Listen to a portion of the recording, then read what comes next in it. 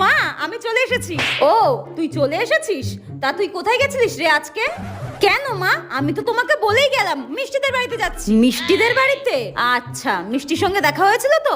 হ্যাঁ, মিষ্টির সঙ্গে দেখা হবে না কেন? মিষ্টি তো আমাকে জোর করে মিষ্টি এত এত মিষ্টি খাইয়ে দিল জানো মা। কত রকমের মিষ্টি তোমাকে কি বলবো, তারপরে সিঙ্গারা চপ কত কিছু খাইয়ে দিয়েছে। বাহ বাহ, তাহলে তো তুই রাতে খাবি না নিশ্চয়ই?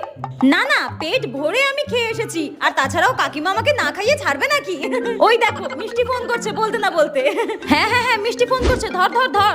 হ্যাঁ হ্যালো, হ্যাঁ মিষ্টি আমি বাড়িতে চলে এসেছি। হ্যাঁ হ্যাঁ হ্যাঁ চলে এসেছি। হ্যাঁ হ্যাঁ হ্যাঁ, রাখ রাখ রাখ।